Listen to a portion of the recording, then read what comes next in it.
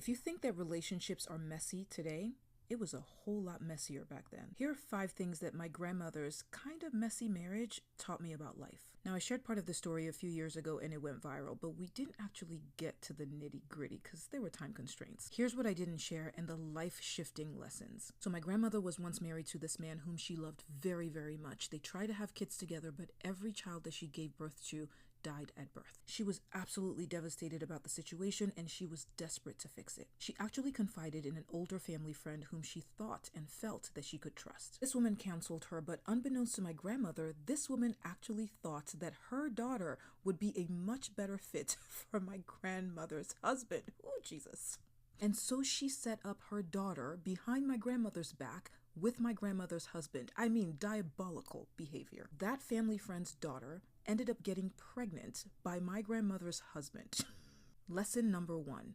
Please be careful who you share your problems with. Be careful with the people who you trust with your secrets. This isn't about being cynical, but not everyone has your best interests at heart, and not everyone will act with your best interest at heart. Use discernment with everything that you share, and remember that the length of a connection does not determine the quality of the connection. Of course, my grandmother found out about the affair, the kid, everything, but guess what? As strong as she was, and my grandmother was strong, she stayed. And this breaks my heart. She kept trying to nurture, trying to fix an obviously very broken situation in an even more broken man. She felt like there were no other options for her but to stay. Please keep in mind that this was way back in the day in Nigeria. If my grandmother was still alive today, she would be way past 100. There are also some other cultural nuances that were at play, like everything being the woman's fault, and putting both the blame and the need for forgiveness to look the other way at her husband's transgressions on her. So after the debacle with the affair, my grandmother did eventually give birth to a son, but one child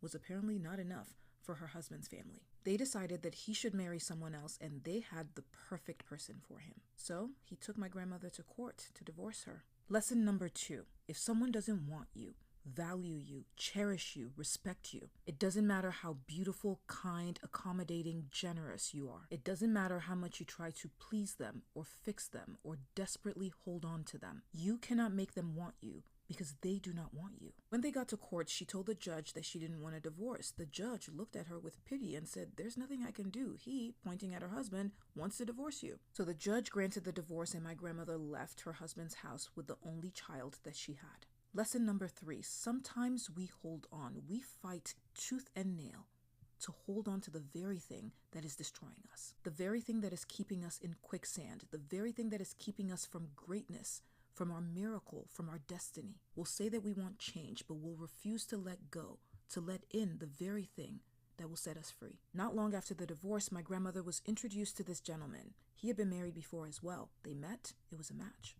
Now, this gentleman was older, around 60 years old, but guess what? After 6 miscarriages in her other marriage, my grandmother got pregnant. She gave birth to my mom at 40, my uncle at 43, and my aunt at 45. And listen, back then, a 40-year-old and a 60-year-old, it looked bleak. Lesson number 4, when life whispers to you, move, shift, get out, and you don't listen, the whisper will get louder. If you still don't listen, life will get louder. Get out, it'll say. What that usually looks like is the ultimate level of discomfort. But hey, you still don't listen. So life does what it has to do. It pushes you out. My grandmother used to say that she thought that being pushed out of that first marriage was the worst thing that could have ever happened to her. She didn't know that she was being pushed into her destiny. And if she didn't get pushed out, my mother wouldn't be here and I wouldn't be here. Here's the interesting thing. Because of the way that he treated my grandmother's ex-husband used to feel so ashamed to come around their house to see his son. He would linger outside. He would never want to come inside. But in spite of his despicable behavior, both my grandparents were incredibly kind to him. My grandfather would say to him, "Come in, this is your son's home. You're always welcome here." My mom said that she remembered when she was little that when my grandmother's ex-husband would come around, he would look at her and say, "Wow, I could have had a daughter like you." My mother continued to be kind to him later in his life. It's what she witnessed with her parents. He would ask for help, for money, she would send it to him. My grandmother's ex-husband married 2 more times after my grandmother. And then he had another relationship with a very young lady, but none of them stuck around. He unfortunately died alone. Lesson number 5, being angry is like drinking poison and wishing that the person that you're angry at will die. The poison is going into your body. It is so easy to hold on to anger and resentment, but honestly, the best revenge is to live your life and to live it well. Leave karma to life. No one does it better. And speaking of letting go, here's a bonus lesson. You cannot reel in what you want if you don't let go.